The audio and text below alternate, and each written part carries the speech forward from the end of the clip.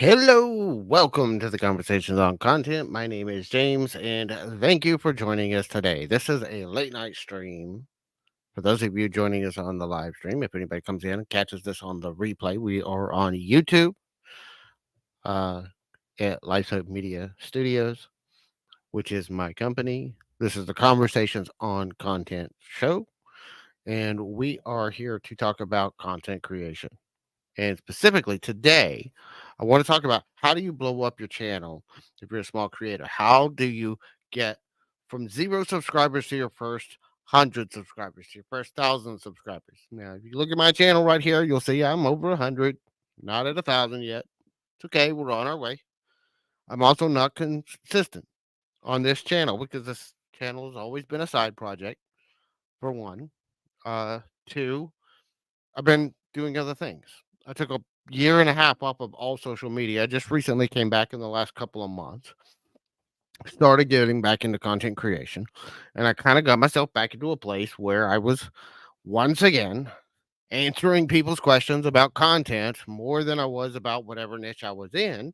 And so I'm just like, I keep coming back to content creation uh to talk about content creation. That's why I started this channel, was because I was on other things. I was doing other projects, and I wound up like half of my questions or more were, talking about how to create better content, how to get people to view your content, how do you get, better things done, how do you do video editing, and how do you do all this stuff. I've been doing content creation since 2008 in some form. I started with blogging. I've done podcasts, I've done blogging, I've done videos here on YouTube. Never been much for the photography and that kind of content, So there's Pinterest and other things. Um, Not huge on those. I do a little bit. I do have a Pinterest account. I don't hardly ever use it. Um, so I'm not an expert at doing that. I never was big on Instagram. I still have it. I use it every once in a while, but it's not, one of my most engaged platforms. But I've been involved in content in some way since 2008. Um, so today I want to talk about a few things about how to blow up your channel. First of all, I do want to give some advice and things that are going to help you get more followers. But before we get into that, I want you to look at expectations, because this is the problem that a lot of people have with their content. I see people almost every day. Now you can look at my channel. I've been doing this for almost 14 years. I've got like 150 something subscribers on this channel. I got some of my channels have like 200 subscribers. I've got one channel with about almost 900 subscribers. I've had channels with over 1,000 subscribers that I don't own anymore. Um, but that's a whole nother story. But the thing is none of them got there overnight. None of them got there with one or two or three pieces of content. If you look at my channels, almost all of my channels have at least 50 or 60 pieces of content. Most of my channels have over 100, and none of them are over 1,000 subscribers. Now, does that mean I'm making bad content? No, it just means that I have very defined niches, and maybe it takes YouTube a while to figure out who those niches are. I don't post consistently enough. So I want to kind of give you some more realistic expectations. That's why I'm bringing this up. Before we dive into the ways you can get more views, get more subscribers, the things that I've done myself to build my channels, one of the things that you have to do is set realistic expectations. If you post consistently, day in, day out, week in, week out, you can expect to take anywhere from a year to 5 years to get your first 1,000 subscribers. I'm serious. One anywhere from 1 to 5 years, and part of that depends on how frequently you post content, how consistent you are, how much you improve as you do it. You're developing a whole new skill set if you've never done content before. And like you see some people that come in and they blow up really quick, but you don't know what experiences that they had beforehand. Sometimes people get lucky in that they kind of hit the formula pretty early on. sometimes they can hire a coach or a mentor to help them bypass some of that learning curve. So you don't know what another channel has done to invest in their channel to blow up as quickly as they do. So don't compare yourself to another channel. I have other channels that have started after I did that are 100 times bigger than mine. I've also seen channels that have been in here twice as long as I have and don't have half the subscribers that I do. So don't compare yourself to other channels and set some realistic expectations. I say if you're creating content to help people, then you need to focus more on what you're giving than what you're getting. Now, I know we want to eventually get it to where we're building a full time income. That's what some of us want anyway. And if that's not what you want, then ignore that part. It's okay. You don't have to monetize your channel, by the way. I know a lot of people, I know people right now that have been on YouTube for 10 years and are not monetizing in any way, and they have no desire to. And that's okay if that's what you need to know why you are doing YouTube or why you are doing TikTok or why you're blogging, whatever content you're creating. You need to define what success means to you because what you think is successful and what I think is successful to me is not the same thing. I've considered this to be a successful channel for what I've done with it, but I haven't consistently posted on it. It's not a full-time job. It's not replacing my income, but it's been successful in that it's helped me to share my ideas about content creation. It helps me to give me a space where when people are consistently asking me the same questions, one of the first series of videos I did on this channel was a how-to video series on StreamYard. If you're not using StreamYard in your live streaming, you should. You can check them out. um, Go back and check my very first videos. About 80 to 90% of what's in the first video series is still relevant today. A few of it's changed in a little bit and been tweaked a little bit with updates over the last couple of years.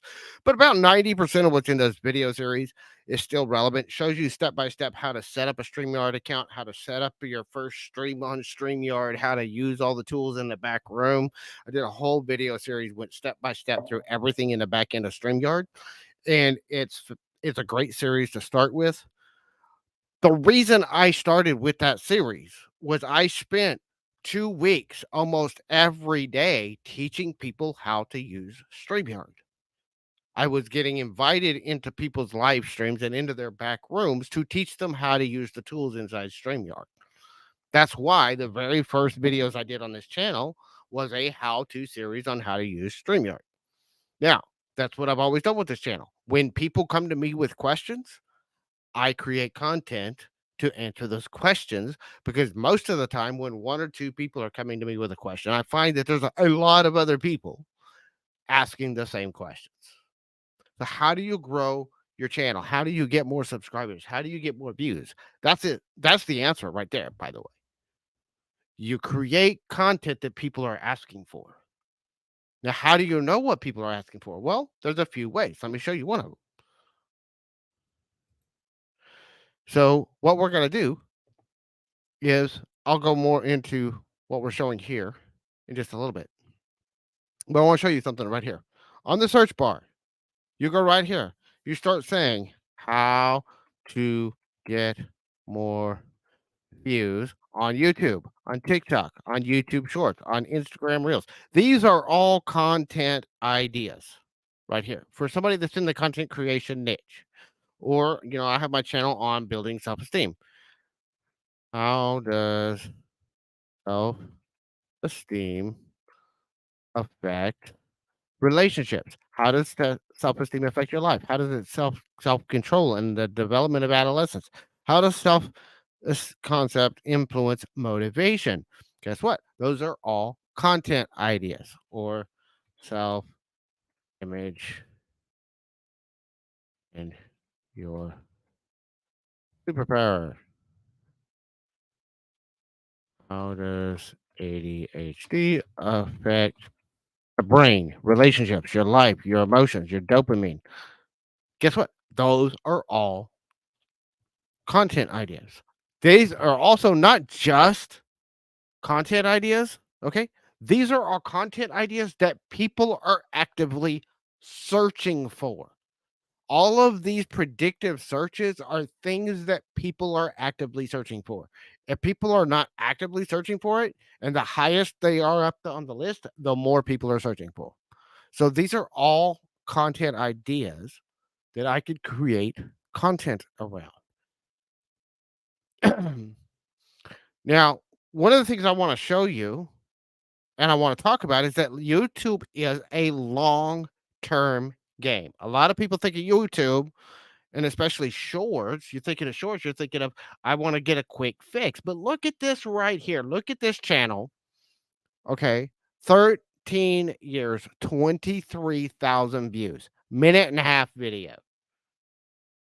Probably took me very simple edit, very simple software. It probably took me all of about 20 minutes to create this video 13 years ago. Over the course of 13 years, it's brought me 23,000 views. Now, this is an old channel. I don't post content on anymore. I don't even have access to the back end of this channel. I only got 86 subscribers because back then I wasn't caring about subscribers. I was creating videos to embed on my blog posts. That's the other thing. This was not keyword optimized on YouTube. This was not done very good SEO titles, thumbnails. This was even before we had custom thumbnails available. Okay. So this was not a good video. It wasn't a great video. It was done in 360p, I think. So it wasn't a high quality video. Yet here we are 13 years later and it still gets views. It still gets shares. It still gets likes. It still gets views. 13 years after creating it.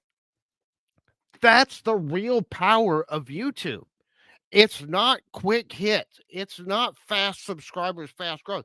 It's long-term thinking. If you can do videos like that, short, informational, powerful videos that help people solve a problem, one smallest, tiniest step of a problem. That's not even solving the whole problem. It was how to resize your canvas in this program so that you can make thumbnails or whatever. That was just one step. It was a whole series of videos. That's just one of them. Okay. I had over 100 videos in that series showing step by step how to make little images. And back then, this was before we had custom thumbnails here on YouTube. That was showing people how to put graphics on their blog. I was showing people how to make an ad graphic for a affiliate product or how to make their own custom graphics for their ebooks or whatever they were doing on their website or even putting your own image. That's the simple graphics. I'm not a great graphic designer. Okay, but that was just one of the free programs that I was using. So I used that in my blog post where I was talking about how to do these things. Now, like I said, that was one of 100 videos in that series on how to do things, um, and how to create those things. Simple little 1-minute video. And over 23,000 views in 13 years. And that's not a whole lot. Honestly, that was a simple video. It's an outdated program, so it's very rarely used, but because it's very rarely used, there's not a lot of people creating content on it. So I've got one of the top search results for that video. So when people do still use that software, they're finding my video at the top of the search. Now that's just one thing. You know, I do a lot of tips and advice videos. And there's a lot of people, and I do this too, where I have, 15, 20, 30-minute videos. But you can honestly truncate it down, do 2 to 3 minute videos giving one piece of advice, one tip, one strategy. Find the simplest question, smallest question you can answer. And instead of doing a video of 5 ways to or 5 tips to, just take one of those tips and do a video for each one of those 5 tips. Make it 2 to 3 minutes long. Quick to make, quick to edit, post them. Take 30 seconds out of that video and post it as a short. Now, the shorts can link directly to that video. So you post your intro to that video in your shorts, then you link to the full video. You're going to get views on the shorts. People are going to come in, look at the video. Share your hook. This is a great way. Shorts is a great way to test your hook. Your hook is that first 30 seconds of the video where you're going to grab people's attention and get them into the video. If you can post that hook into the shorts and get views on that short, then it's a good hook. If it's not getting views on shorts, scrap it, move on, try something better, try something different. It's a great way to test hooks. Because the other thing is, if you're struggling to get views on your videos, this is the next thing we'll look at. Okay. We don't want to start thinking shadow ban. First, look at impressions. Is YouTube showing it to people? Go to your YouTube analytics, look at your impressions. If you have anything other than 0 under impressions, which you will, I have a video I put out today. It's got like 10 views on it, but it's got over 1,000 impressions. YouTube's not really showing it to anybody. Nobody liked it. Okay, cool. We're moving on. But if you have any impressions, that means YouTube tried to show it people. People did not click on it. People did not come into it. And it's okay. It's going to happen, especially when you're new, when you're just starting out. There's 2 reasons why. One is your title. Number 2 is your thumbnail. I'm not a great graphic designer. If I had the money to outsource, the first thing I'm outsourcing is thumbnails because I suck at graphic design. I suck specifically at doing thumbnails for YouTube. I know that's why a lot of my videos don't get views because my thumbnails are horrible. And I know that. I'm trying to improve, trying to be as good at it as I can.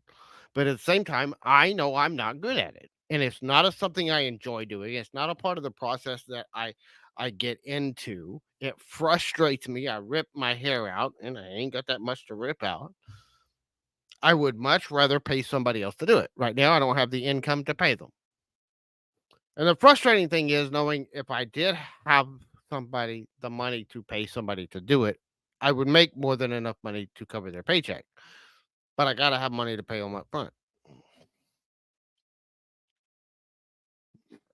Because whether I make money or not, they're getting paid.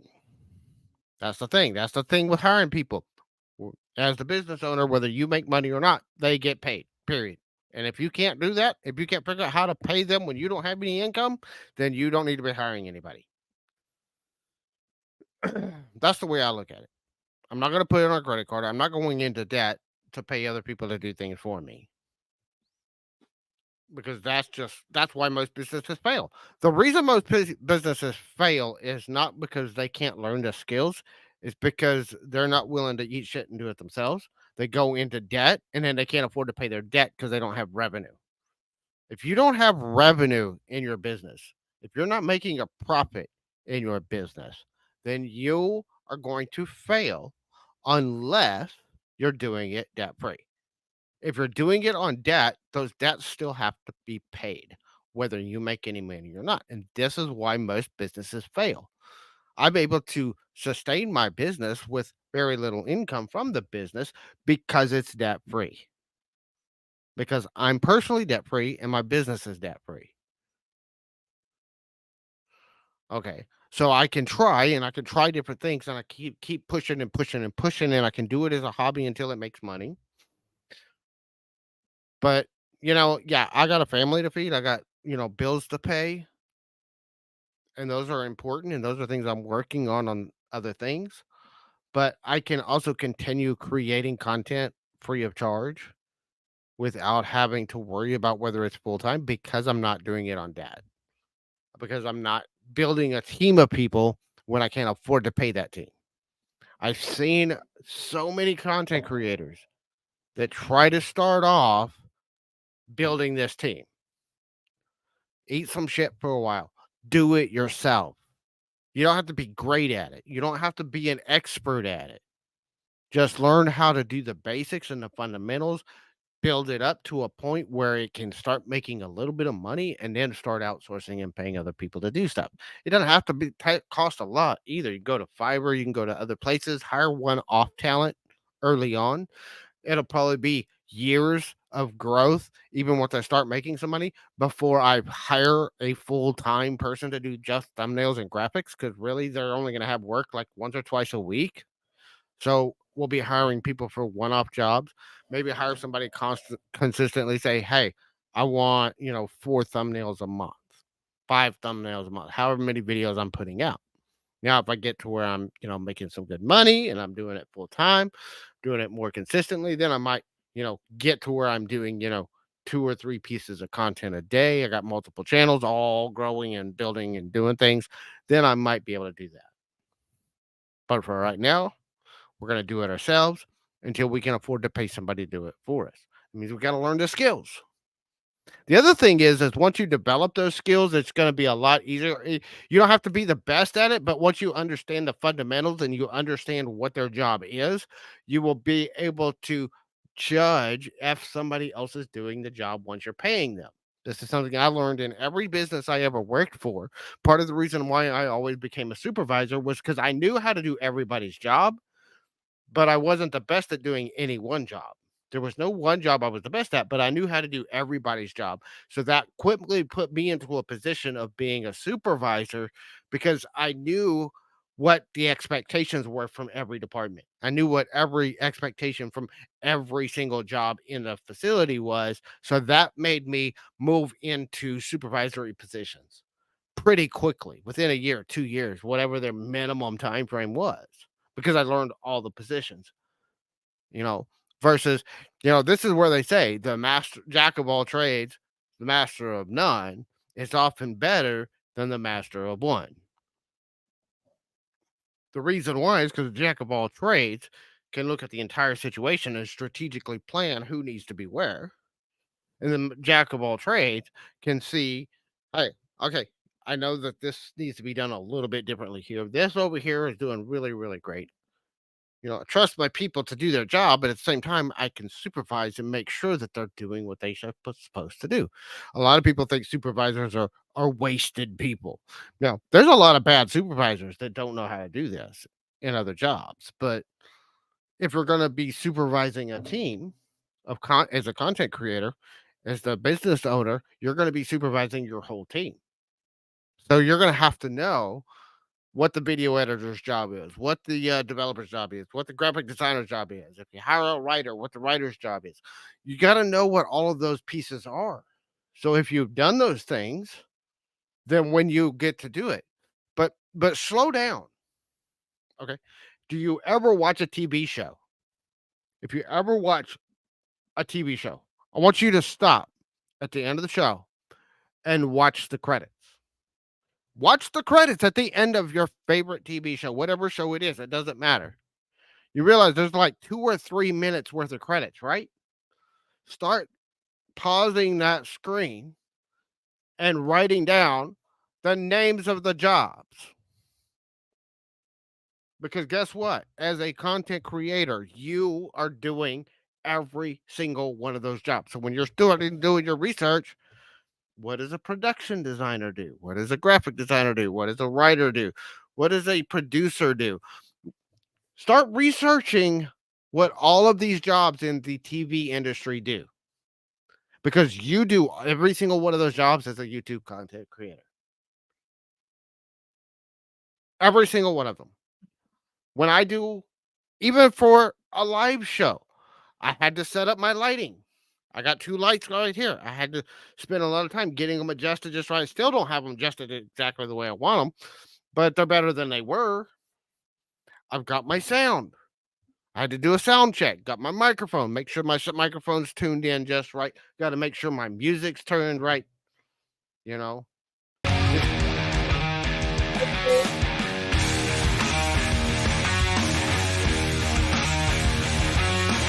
link is in the description below. That's my music. Had to check the music, make sure it's loaded in. It's gonna play just right. All of my music is created by Creator Mix. Check them out at creatormix.com. They got some great free, copyright free music for content creators. And that is not a paid promotion because it's all free. So as we do that, look at the credits on any TV show. You as a content creator are responsible for doing every single one of those jobs. So give yourself some grace that it's going to take you a while to learn all of those jobs.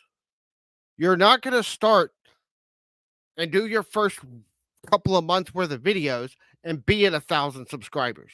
Now, if you started in 2020, this was possible. I know a lot of creators that started channels in 2020 that were blowing up super quick because the world was in a chaotic mess. Everybody was sitting at home. We were on shutdown. People couldn't go anywhere. They were sitting at home watching YouTube. And I know a lot of channels that started in 2020. It was easy to blow up a 2020 channel. 2020, 2021, little bit into 2022. Started tapering off in 2022. Now it's kind of crashed. In fact, a lot of people that started during that phase are like freaking out right now. They're like, I can't believe it. I can't get no views on my videos. Well, when did you start? 2020. Well, that's why. In 2020, anybody could push record, publish a video, and get 1,000 views on a video in 2020. Anybody could. I mean, you didn't have to be good. You didn't have to be sharing good information. All you had to do was hit record, put it out there. Now, the downside was it created a lot of competition in a very short amount of time. But at the same time, there were so many people looking for information that you could, and especially in really obscure niches. I mean, that's how I blew up the CTX scavenger channel. Honestly, 3/4 of my subscribers never come back to my channel anymore. Most of those subscribers came during 2020. We were putting out content. Sometimes we were doing what we call a 30-day push, which is one of my next strategies I'm going to talk about.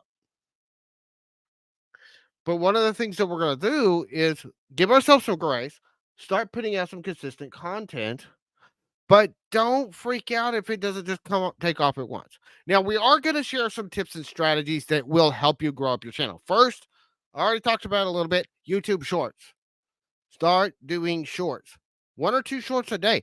And what you could do, like one of the things I do is I'm recording this live stream. I'm recording this. I'm going to be taking this, downloading it, clipping it out into shorts and posting them on shorts. We're going to take little 30-second to 1-minute clips out of this live stream and post them on YouTube Shorts. That's one of the things that we're using to use shorts. Another thing is just sit there, put your camera on, turn it on, say one quick tip, close it down. Try to make it relevant to other content you already have on your channel. And then now YouTube Shorts has a feature where you can link from your short to a video, a long form video on your channel. They just started this in August. One of the best features on YouTube because now you can funnel people from your shorts into your longer videos. So that's like what we're going to do. We're going to take clips out of this live stream, put them on YouTube Shorts, and we're going to link them to the live stream replay so that people can come and find this content. This is one of the benefits of using Shorts. Shorts is great for testing out your content, getting it out there, getting people in to see who you are and see what you're doing. Now, the other thing is once you get those shorts, don't just stop at shorts. You can take that exact same piece of content, post it on Facebook Reels, post it on Instagram Reels, post it on TikTok, post it on Dubsmash. Guys, there's over 100 video sharing apps for short form videos right now. You can create accounts on every single one of them because you never know which one of those. Hey, you might find one of the smaller ones that nobody else ever hears about, and you start posting on there consistently, and all of a sudden you've got 1,000 followers. And then you're able to direct those followers to your YouTube channel or to your blog or to your website or onto your email list, wherever you want them to go. So I want you to stop thinking singular platform. The other thing is, like, I know people 2 years ago started live streaming on Periscope. About 5, 6 years ago, 7 years ago, started on this platform called Periscope. Then Twitter bought Periscope. Guess what? About a year and a half, what was it, a year and a half ago, almost 2 years ago, Twitter shut Periscope down. Their entire business was focused on Periscope, and then Twitter shut down Periscope. And some people waited to the last minute to try to pivot and move to a different platform. Now, it was out for months before Periscope shut down that it was going to shut down, but some people still didn't think they were, oh, they're going to change their mind. They're going to save this platform. No, they're not. Twitter bought Periscope to shut it down. There was no chance they were going to save it.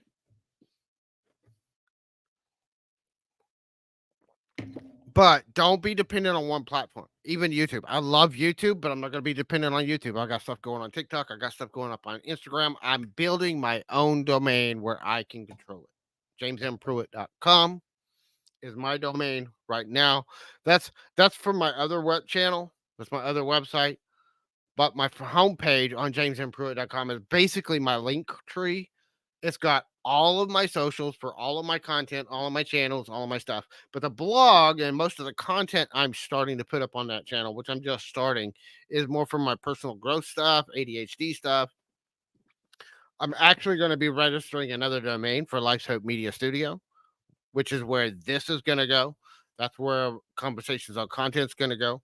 But that's going to be my home on the web for my channel is my own website. Why? Because I control that domain. I control the content that goes on that domain. Nobody can kick me off of that domain except for my web host. I do use a third party web host. I use Bluehost for my web host. That's not an affiliate promotion, although I do have an affiliate link for them somewhere. I got to go find it. Um, but I do use Bluehost as my web hosting service. I use Namecheap to register all my domains, and then I link them to my Bluehost account. Um, and owning my own domain gives me control. I can't be kicked off of that. As long as I can pay my registration fee and my web hosting fee for the year, I control that. So, you know, it costs me money, but it gives me something I control. So if you're gonna do that, you want to build your own stuff. I build all of my websites. I am not a coder. I build all my websites on WordPress. I have a couple of WordPress themes that are premium themes I've purchased that I use to run all of my websites on. They've got some plugins and stuff that I use with WordPress. No, some people don't like WordPress, and that's fine. I get it. I understand. It is an open source software, but it's something that I can do myself. Whenever I get more technical, whenever I got more money, when I got more all this, I can get a more professionally done website. But for somebody that's simple like me, that's just trying to do it myself and trying to do, what's the minimum I can do to get by until I can afford to do something better, it works for me. There's lots of free themes, there's lots of free options for people that are like me that are starting off on a tight budget. But then there's a lot of premium stuff that you can get, premium tools, premium security, premium features that you can buy to make it really easy. I can set up an entire sales funnel system completely. All I got to all it cost me is what, about $150 a year. So it's a little over $10 a month. For about $150 a year. By the way, $150 a year includes a year's worth of web hosting because it's about $140 a month for my web hosting, and it's about $12 a year for my website registration, for my URL registration. So $152 a year, you can do the entire year for your content. It's a little over $12 a month. And that's really all you need to run a successful content business, by the way. You got a cell phone, you got a webcam, or a cell phone, or both. I'm using my GoPro right now as my webcam. That's what we're using right here for the camera. But I also have a Logitech webcam, which is not as good as the GoPro, but it is there. I have my Logitech webcam, so I could use either one. I could even do the live stream from my phone if I didn't have anything better. But I prefer to do this on my computer instead of on my phone, because I have more controls over my computer. But control your own domain. Um, that way, if you get kicked off a platform, you have control over your content. Um, and then I would also say backups. Backup drives. I have a terabyte, a 2 terabyte backup drive on my computer. That's where all of my content goes. Um, and then I also have some smaller portable drives. Once that terabyte uh, drive on my computer gets full, I'll download it to a portable drive and put it away. But that way, if something happens, if I were to lose my YouTube channel, I still have almost all of my videos.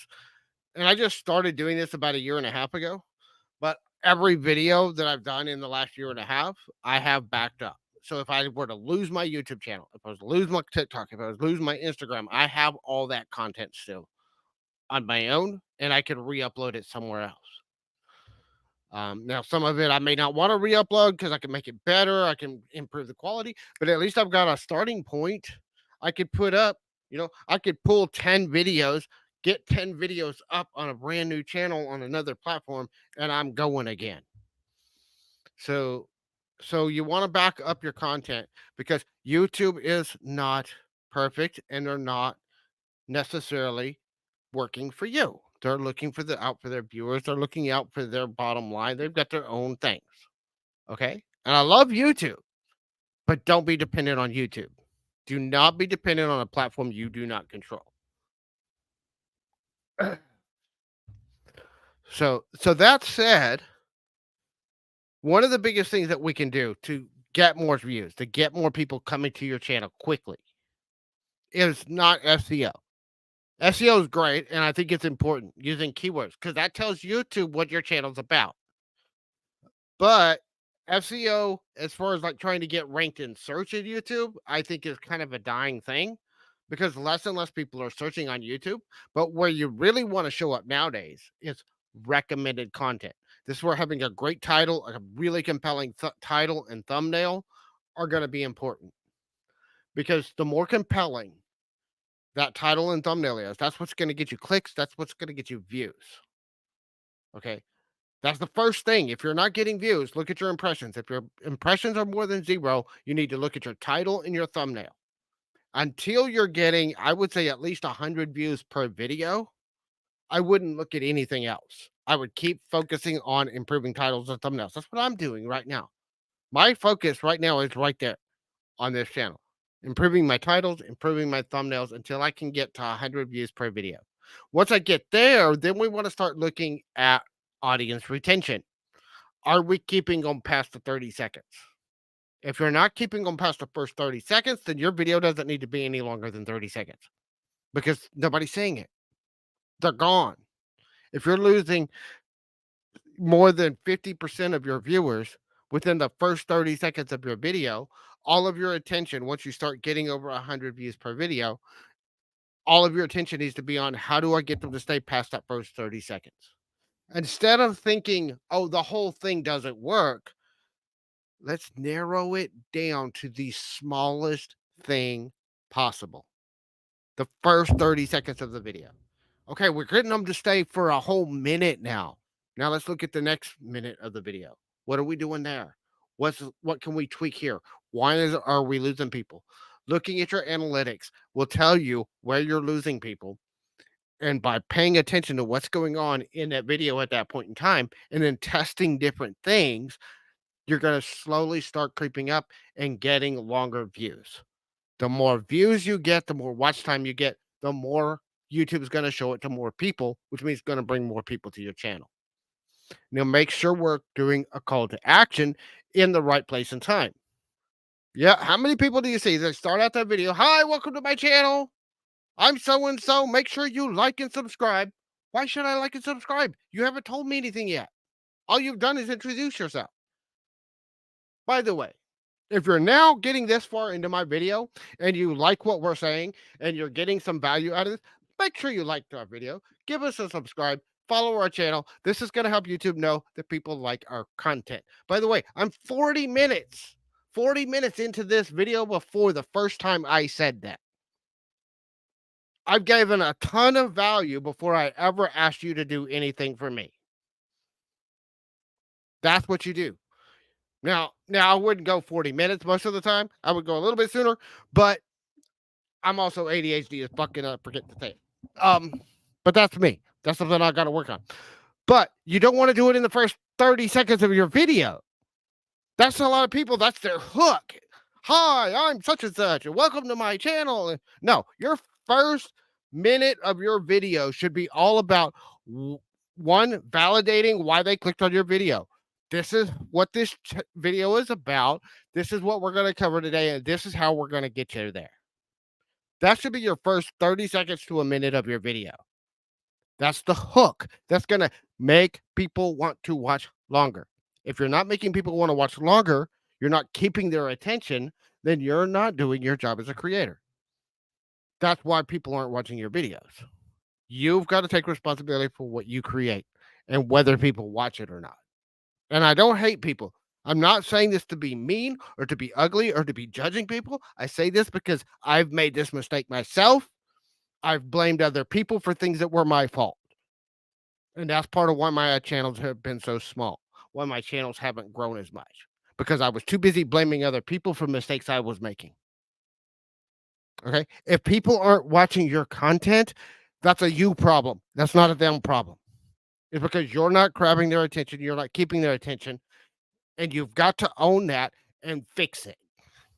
Now, what's gonna fix it? That's where you got to test, because every niche is different. What engages people, what keeps people's attention is going to vary depending on your niche, depending on who your ideal customer is and what people are looking for. So if you want to grab their attention, you want to keep their attention, we got to find out what their attention is held by. So get it out there. Start putting out shorts. Start shooting it out on other platforms. What else do we want to do? My number one tip for getting your first 100 to 200 to 500 subscribers is not your channel. Yes, you want to be posting on your channel. You want to be posting on your channel consistently. You want to be going live on your channel as soon as you've got probably 20 or 30 subscribers. And if you can get one or two people, hell, I'm going live at 11 o'clock at night. I've had 2 or 3 people pop in and say for a couple of minutes and then leave. And that's fine. That's what happens when we're doing these live streams. Oh, somebody even said hi. Warden, no. I don't know what they're saying no to. Okay. So, one of the things that I want to do, though, if I really want to get, is start networking with other creators in your niche. Now, this is not where we're going to start. Like in my CTX Scavenger channel is like my best example of this. Part of the reason CTX Scavenger blew up as quickly as it did was not because of what I did on my channel, it's what I did on other people's channels. So I got in there, I started going to other reselling channels. I went to collaborative events. Every time I got an open mic or an open invitation to jump on a panel or jump on a screen, bam, I was there. If they ever said, "Hey, we'd like to invite our viewers to come up and chat," I was there. And it was building relationships with the other creators in the niche. And I got to know them. And now when I go in and I'm in their chat, they see me, I'm chatting. A lot of them, some of them I moderate for. That's good. Become a moderator for other people's channels. Let them be a moderator on your channel. Build those relationships. Networking with your other creators in your niche. I never went to them and said, "Hey, will you promote my channel?" I never went to somebody and said, "Hey, come watch my channel." I don't do that when I go to other people's channels. I go to their channels, I'm talking, I'm helping, I'm adding value to the conversations on their channel, and they promote my channel for me. I never ask them to, but it happens almost every time. I've got channels with over 100,000 subscribers in that niche that promote my channel when I show up in their chat. Why? Because I've built a relationship with them, because I'm friends with them, because they've been a mentor and a teacher to me in that business, and I help mentor them on content.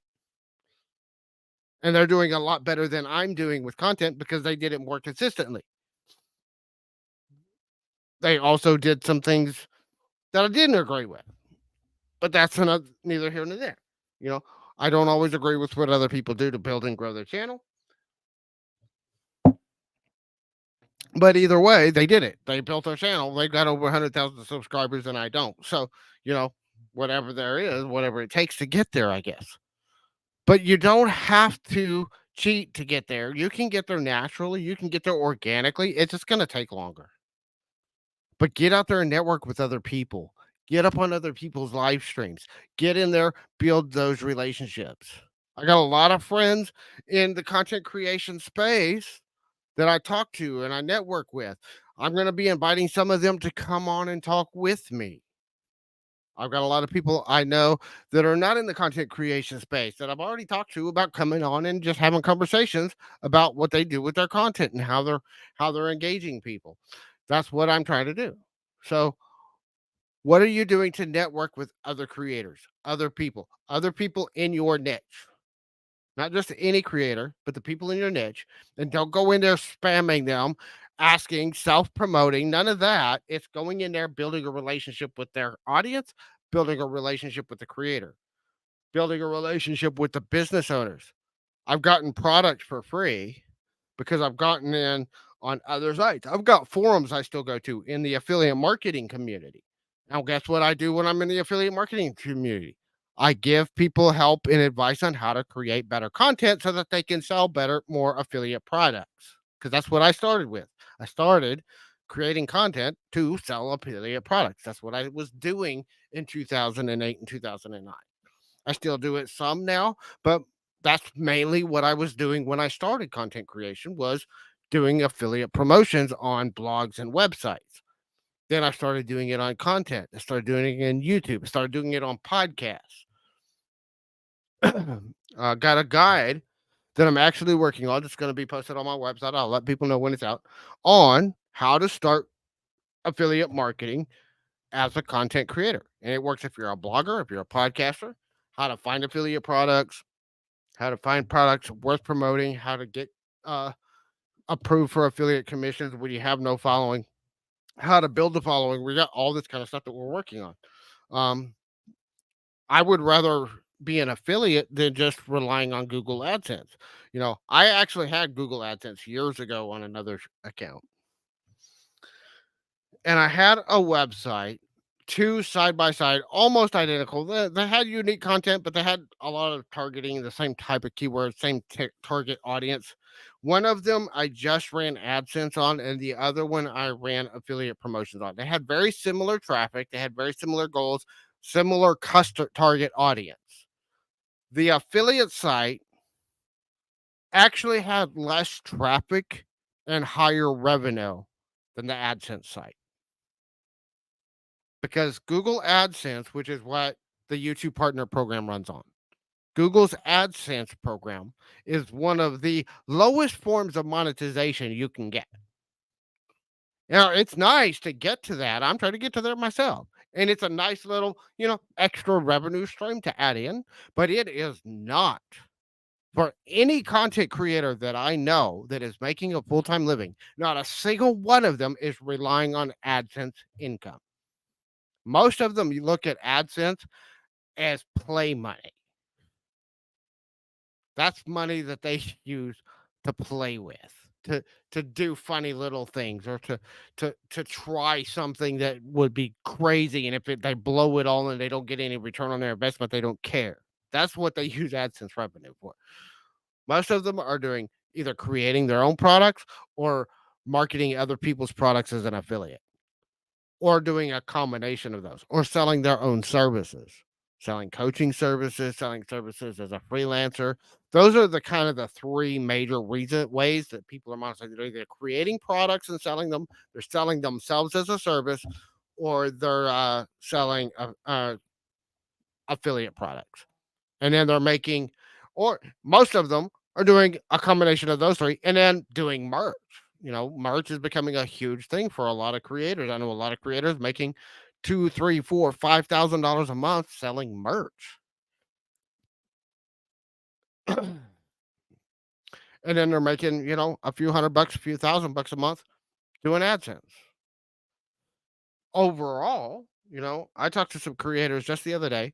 By the way, not huge channels. We're talking about channels with less than 100,000 subscribers, maybe less than 10,000 subscribers that are making 40 to $50,000 a month. That's more than I used to make in a year as a lieutenant in a prison. They're making more in a month selling their own products, selling their merch, recommending stuff as an affiliate, and what they get from AdSense. They're making more in 1 month than I used to make in a year working at the prison. Now, I'm not there. I am not at that point in my business. I would love to be there, but I'm not there. But you can get there. I've always held a belief. If somebody else can do it, I can do it too. I just have to figure out the pathway for me to get there. I'm not there yet. I know a lot of that's my consistency. Those are also people that showed up and ate shit for a lot of years before they got there. You know? And most of the creators I know that are living full time as a content creator right now did not make any money at all for the first 4 to 5 years that they were creating. When they did start making some money, it was a little bit.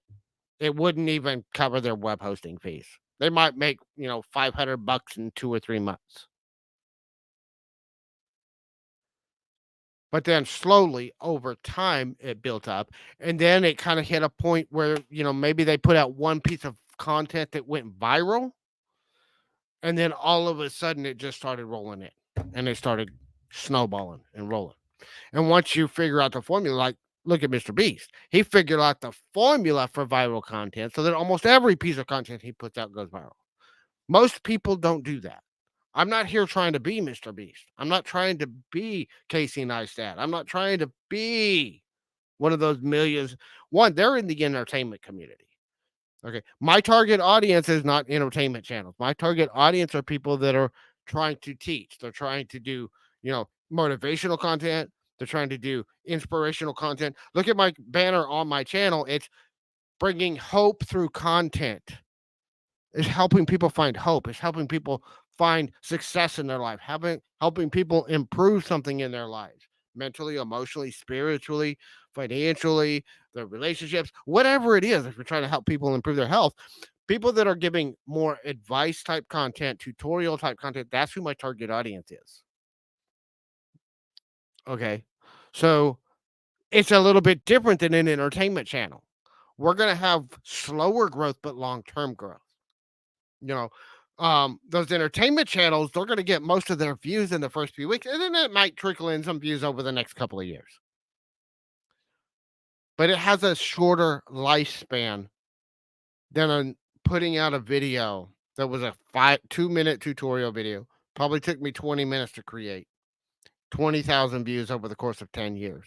If you do 100 of those, you're going to make some pretty decent money off of that.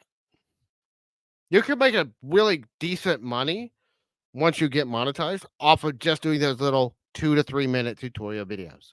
But you don't want to stay there forever, but that's a good starting point. And especially if you're not used to creating content, kiss it. If you're brand new to creating content, stop trying to do 45-minute video productions. Especially, like I said at the beginning, go watch a TV show. If you haven't learned how to do every single one of those jobs, then stop trying to put out content like you do all of those jobs. Instead, get out there, make short, bite sized pieces of content that are going to help people with a single problem. That's what's going to help you take off. That's what's going to help you grow more rapidly. One, you're going to be able to get more content out. If you think about it, if it's taking you a week because you're trying to do 20 or 30-minute videos, what if you were to do 2-minute videos? What if you were to say, I'm going to make 2-minute videos? Because guess what? This goes back to one of the things we were talking about earlier. If they're not clicking on your title and thumbnail, nobody's seeing your video in it. If they are, but they're bouncing within the first 30 seconds, it doesn't matter if it's 2 minutes long or 30 minutes long, nobody's seeing it. So you can have the best content out there that's 30 minutes long. If they aren't staying past 30 seconds, it doesn't matter because nobody's seeing it. So start small. Do 2 or 3 minute videos. Make sure you get engagement. Get people watching your video. Get people subscribing to your channel. Get your people doing all those things and then start making longer content. I can put out 2 or 3 2-minute videos a week, whereas I could not put out 2 or 3 30-minute long videos a week. I couldn't put out 2 or 3 hour long live streams a week. If you think about it, I've been on here for 56 minutes. Now, there's a lot of content. There's a lot of information I've shared today. There's a lot of tips and strategies. I've gone off my rails a few times, and that's okay. That's what I do. But here's the thing, I have been able to create videos in less time than it took me to create this live stream. I can create that 2 or 3 minute video that I showed earlier. If you don't know what I'm talking about, go back and watch where I showed my screen and I showed one of my videos that I made 10 years ago, 13 years ago. Okay. I can make that video in 20 minutes. I could have made 2 or 3 of those videos in just the time I've been on this live stream. Post it to go out every 2 to 3 days. And then next week I do 2 or 3 more. Spend one day, do 3 or 4 videos, one tip, one message, move on. That's what I would do if I was starting a brand new channel right now. That's what I would do until you learn how to do better titles, better thumbnails, get the clicks and keep their attention. Because if you can't keep their attention past the first 30 seconds, then making more than 30-second videos is not benefiting your channel. It's not. And you never know when that one's going to take off. Interlink them together, use your cards. You can do a series. So instead of making that 1 20-minute video, can we break this 20-minute video up into 5 2-minute videos?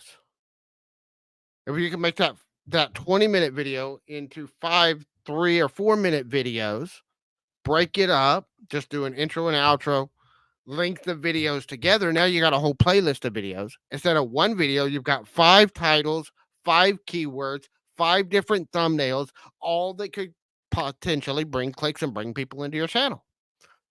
Now, this is when you're small. Again, one of the things you have to understand too, when you go to some of these channels and they're giving you their channel growth strategies, pay attention to how many subscribers they have. Because a lot of them, when they talk small channels, they're talking anybody with 1,000 to 10,000 subscribers. I've even been to some channels that they're like, yeah, small channels, anybody under 20,000 subscribers. Well, I can tell you from personal experience that the strategies I use to get from 0 to 1,000 are different than the strategy to get from 1,000 to 10,000. And the strategy to get from 1,000 to 10,000 is different than the strategy to get from 10,000 to 20,000. I'm here to help you get from 0 to 1,000. That's what I'm trying to do. And this will help you get there if you do it. My problem is I don't do it. My problem has been I don't consistently follow my own advice. I have ADHD as fuck. I know what I should do. Getting myself to do what I should do is one of the biggest problems I have with ADHD. I have a whole channel where I talk about that. Uh, so I don't want to get into the ADHD stuff. You can go check out James Input show channel where I talk about ADHD and building self-esteem. But knowing that affects how I create content. And knowing that, this is something I've learned in the last year. Most of what I know about ADHD, I've learned in the last year or so, year and a half. Okay. I've lived with it my whole life, but I started to understand it in about the last year and a half because I've done a lot of research. I've been working on getting my own under control. That's one of the things I've been working on for the last year and a half. One of the things I want to do is I want to get my content more consistently, bringing in people and doing the things that I want to do. One of the big issues that I've got is this right here. You see me. I'm constantly looking away from the camera. I'm looking at my monitor over here. I'm looking at the chat over here. I'm looking at other things. I'm very rarely looking at the camera. That's one of the problems I have. I've also found that a lot of people with ADHD have problem maintaining eye contact even with a camera. So that's something that I'm working on. I'm trying to get better at. It's a habitual thing. It's got to do something. There's some psychological issues there that I'm working on, but I'm not there yet. So I'm trying to get better at doing it. Part of it would be better if I had the camera position better too, but I don't have the setup to do it the way I want it yet. And I want to get a better camera. But start getting out, networking with people. So I just want to recap because I've been on for an hour, which is about how long my show is supposed to be. So first of all, pay attention to your titles, thumbnails. Watch a TV show. Pay attention to the credits. Start learning how to do all those jobs. If you start improving your content by learning how to do all those jobs on the credits of any TV show you watch, you are going to start improving your content. Start small. Let's look at the title and the thumbnail. If you're getting less than 100 views per video, just focus on titles and thumbnails for a little while till you get to 100 views per video. If you're getting at least 100 clicks, but you're just not keeping them, that means then let's look at the first 30 seconds. Look at your analytics. It'll start telling you where people are dropping off. Most of the time, it's within the first 30 seconds. That's the hook. Start improving those hooks. When you can get them, keeping them past 30 seconds, now let's look at a minute. Are we keeping them past a minute? Are we keeping them past 2 minutes? You know, if you've got those 3 to 4 minute videos and you're keeping them 75 to 80% of the video before you lose people, okay, now let's start looking at making longer videos. Now we can start keeping them. But I wouldn't even go from, 3 or 4 minute videos to 20-minute videos. Instead, I would go from 3 or 4 minute videos. Okay. Let's see if we can push it out to 7 or 8. Let's do 2 tips in a video. Push it out to 7 or 8 minutes. Can we keep them engaged that long? If you can then start keeping, at least 50% of your people engaged through 50% of your video, that's doing pretty good. That's a pretty good watch time numbers, by the way, to keep 50% of your people through 70 to 80% of your video. That's a really good watch time. By the time you're doing that, you should be starting to do live streams, connecting with those people one-on-one, talking to people, inviting people to come to maybe a private chat, or inviting people to your website where they can sign up for your email and they can come onto a private Zoom with you or a one-on-one. That's going to build those relationships even deeper. Start thinking outside the box. Stop thinking outside of the YouTube. Start thinking about how can I get people to do other things? How can I start directing where the people go? That's how you're going to turn content creation into a business that pays you a crap load of money. Because you can make a lot of money doing content, but it's not going to happen by accident. It's going to happen with intention. So start paying attention and being intentional about how you do every second of your video. Stair step your way through it.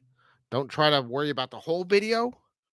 Stop trying to put out 20 and 30-minute pieces of content when people ain't watching 30 seconds of it. Focus on making shorter content and getting people engaged in that content. Number 2, network. Network.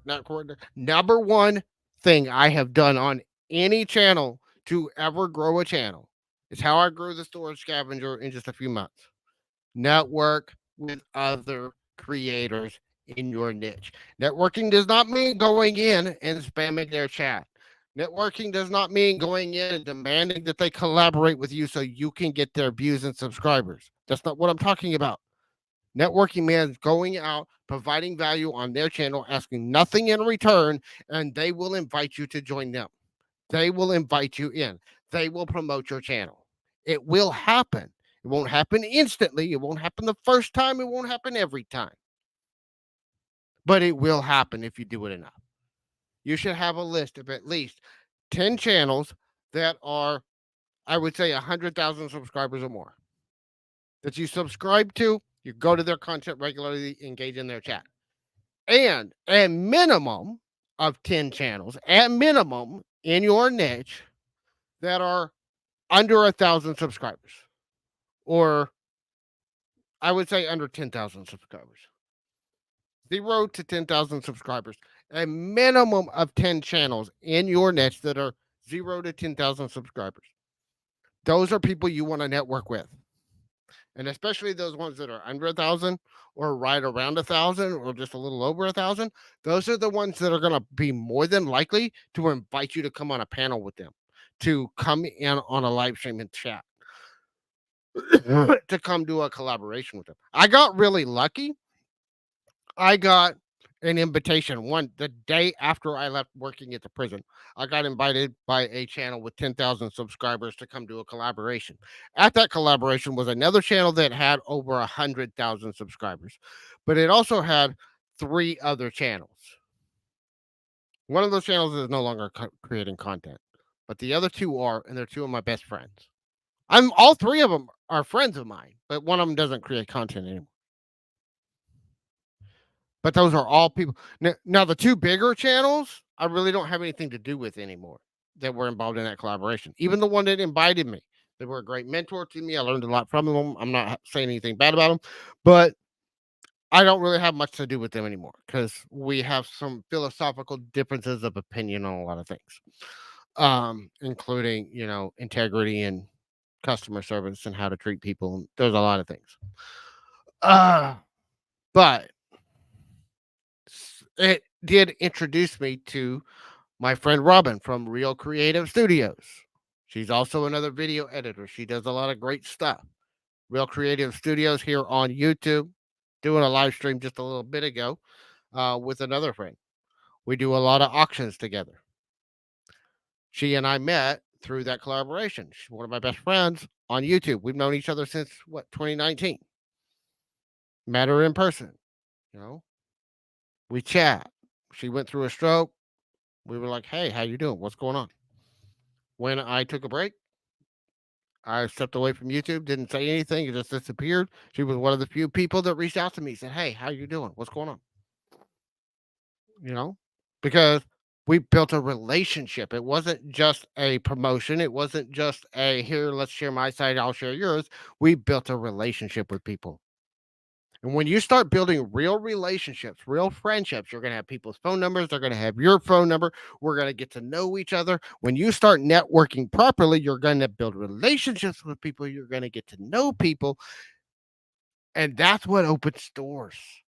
That is the number one thing you can do to open doors for your channel to blow up, because they're going to open doors. They're going to introduce you to other creators. They're going to introduce you to other people. They may introduce you to somebody that's got 1 million followers that's going to then blow up your channel. All it takes is one video getting a shout out from the right channel, but it has to be the right channel. I've seen people get shout outs from channels that were not related to their content, not related to their niche. Doesn't really help you any. But if you get the right shout out, and you become friends with somebody and you consistently go in and they're consistently telling their audience, hey, hey, so and so's in the chat, make sure you check out their channel. And they're consistently doing that every time you come in. And they're telling their mods, hey, make sure you drop their link in the chat so that the 150, 200, 300 people in my chat can go and check out their channel. Guess what? That can blow up your channel pretty quick. I've done it. I've seen it happen. It's happened to me. That's part of how I got so many subscribers on the Storage Scavenger.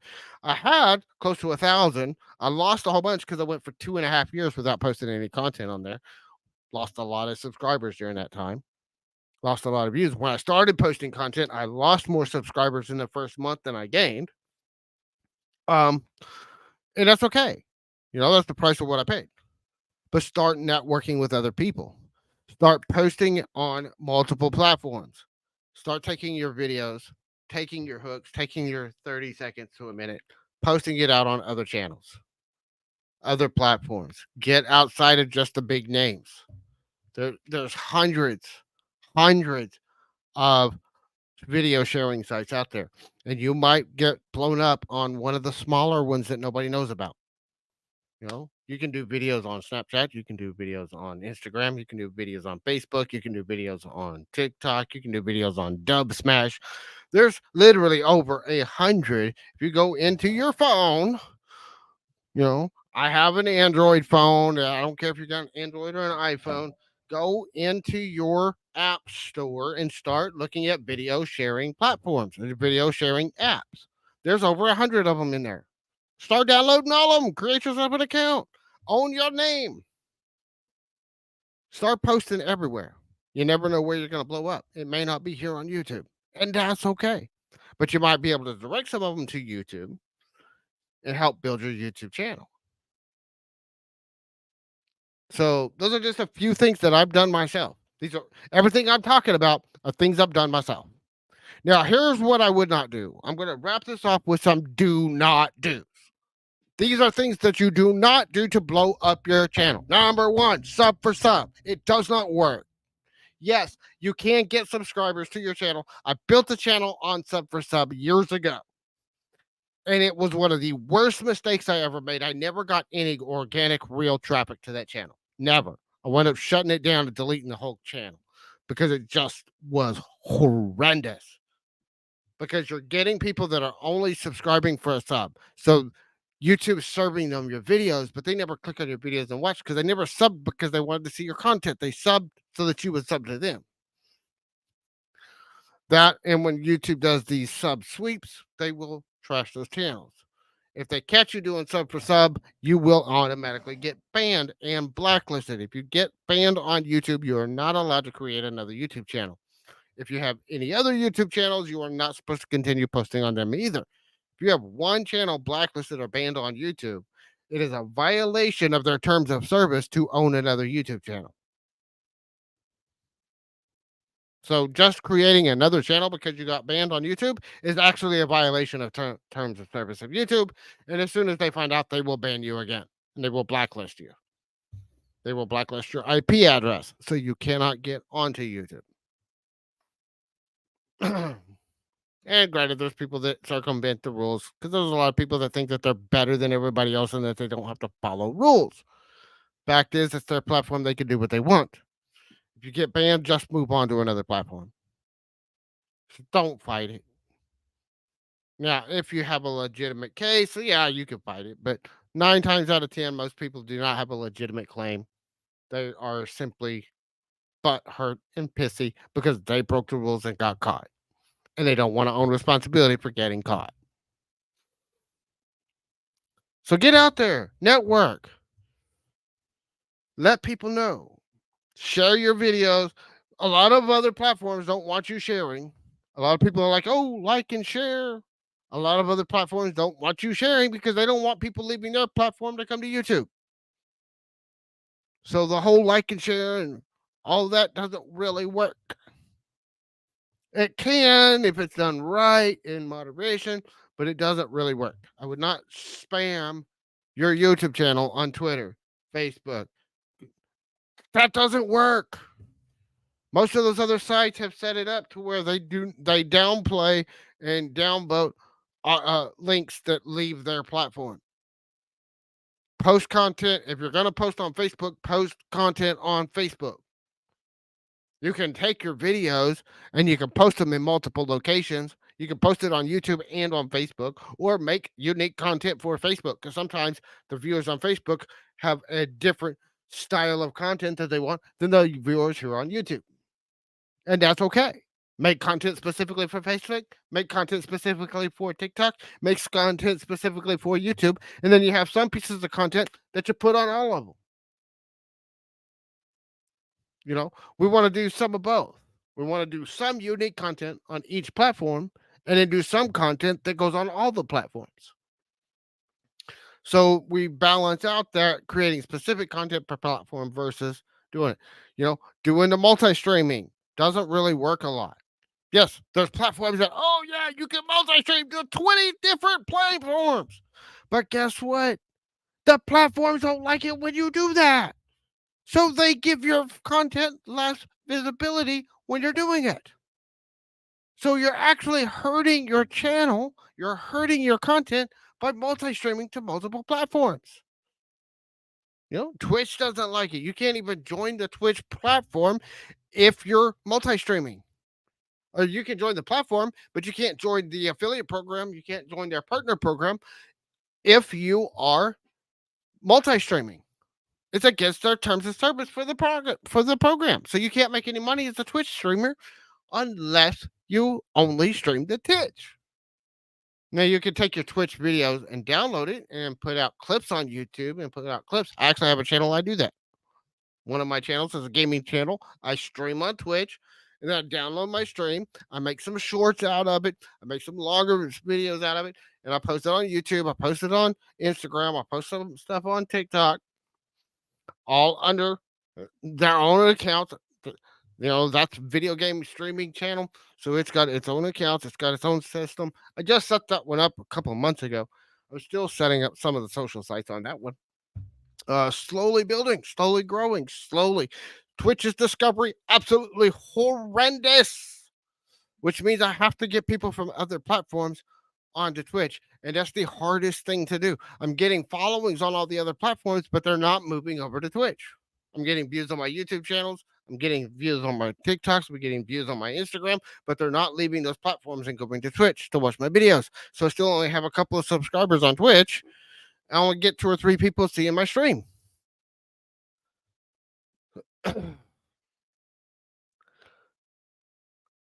These platforms do not want you taking viewers off of their platform. None of them do. YouTube doesn't like it. Twitch doesn't like it. Facebook doesn't like it. Twitter doesn't like it. TikTok doesn't like it.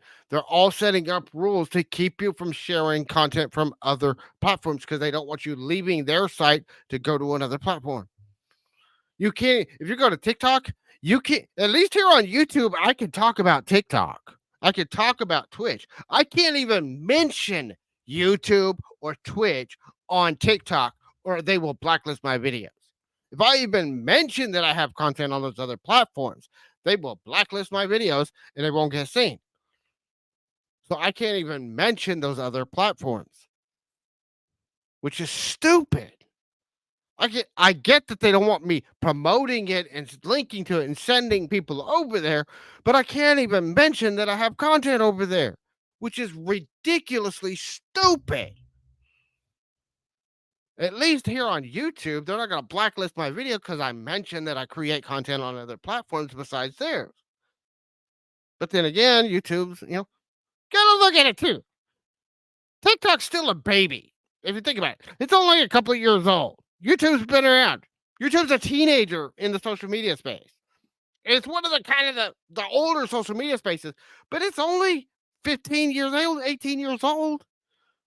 I mean, I started on YouTube in 2009. It was only 3 years old when I started. It's still just a baby. It hadn't even become an adult yet. Social media is in its infancy. It's still just children. It has not matured yet. We have no idea where social media is going to go. It has not matured yet. It has not been around long enough to become a mature adult.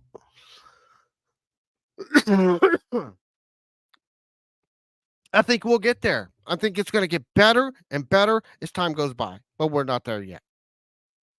But to grow your small channel on social media, YouTube, Facebook. By the way, these strategies that are not unique to YouTube and they are not new. Most of this I learned 20 freaking years ago when I first started. In the early 2000s, when I started creating content, I learned most of what I'm telling you right now. People didn't want to listen to me back then. And then all the gurus who said all this other crap said social media will never be useful for running a business. I want you to think about this when you're listening to a guru. In 2008, every guru I listened to told me Facebook, YouTube, social media would never be a viable way to promote your business. That the only way to promote your business was through articles and content-based websites. Now, those same gurus, the few that are still around that survived the shift to social media, the ones that survived 2012 when Google changed, and survived 2013 when Google changed, and survived all the changes that have gone since then. The few that survived is because they adapted. And now they tell you, you have to be on social media if you want to survive. in this age. If you want to survive, you have to be promoting your content on social media. 20 years ago, when I started my journey, those same gurus told me you will never be able to make it on social media. You will never be able to create content, to promote content. Those were the same gurus that told me only create content on your own site. Just use Don't use social media to create your content. Don't use YouTube as your platform. Use your own website. Now, I agree still today with having my own website, owning my own property. Because if I get kicked off of YouTube, if I get kicked off, I want something I control. I talked about that earlier. I'm not going to go down that rabbit hole again. But the same gurus that told me that owning my own domain was the only way to be successful, and then using Google search to get people to my website was the only way to get traffic. That's what they told me in 2008, 2009, 2010 when I started. Those same gurus today tell you to post on Facebook, to post on Instagram. Now, I don't always agree with their strategies. Part of the reason why some of them are still teaching some of the same spammy methods that they taught me back then to get Google search rankings are the same spammy methods they're teaching people to use on social media, and they don't work. But if I had ignored them and followed my instincts and dove all in on social media in 2008, in 2009, I would be in a totally different place as a content creator than I am right now. I would be in a totally different place as an authority on content creation if I had followed my instincts instead of following the gurus. So don't even listen to me. Listen to any teacher. Listen to your own instincts. Take a look at what you see going on around the web and figure out for yourself what you think is the best path forward for you. That's what I want to tell everybody about everything. But to get content, to get traffic to your content, you need to be you. You need to be as authentic as you can. You want to be real. You don't want to be sugarcoating stuff. And you don't want to fall into toxic positivity, but you want to be positive, but not toxically positive. You don't want to lie to people. You want to be slimy. You want to be authentic and real as much as you can. Share your weaknesses. One of the best things you can do as a content creator. I did a TikTok on this earlier. Not a lot of people watch it. But I did a TikTok earlier today where I shared one of the most important things I've ever done in my business as a content creator is not sitting here saying I'm an expert. And what I'm doing today is not telling you I'm an expert at content creation. I'm telling you I'm a student of content creation. These are some of the things I've learned along my journey. These are the mistakes I've made. These are some of the things that I've done and some mistakes you can avoid. And these are some things I've done that have worked for me, not only on this channel, but on other channels I've done as well. You can check out my other channel, CTX Scavenger. Got almost 1,000 subscribers on that channel. I don't post very often on that channel because I'm not doing a ton of reselling, and that's my reselling channel. I'm not doing a lot of that reselling stuff right now, which is why I'm not doing a lot of content over there, but it's still there. CTX Scavenger right here on YouTube, also on TikTok, also on Instagram. You can also go to James M. Pruitt Show. That's my other channel. We're talking about ADHD, personal growth, personal development. It's really about understanding the inner world. But right now, because it's ADHD Awareness Month, I'm doing a lot of content on ADHD, self esteem, and improving our personal growth.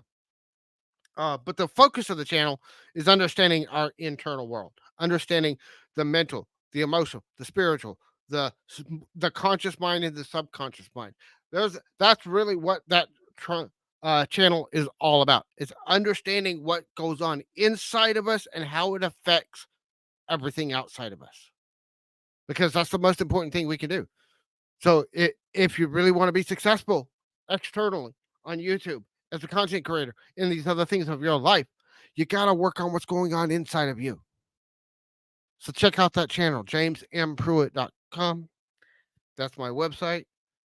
James M. Pruitt Show here on YouTube is my other channel where we talk about that stuff.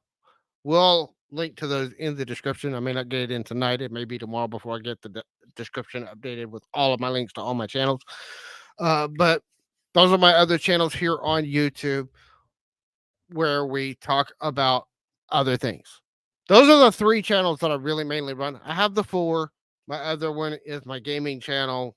If people want to see that one, I'll share it later. It's a very small channel. It's more of a fun channel that I'm doing. That's my hobby.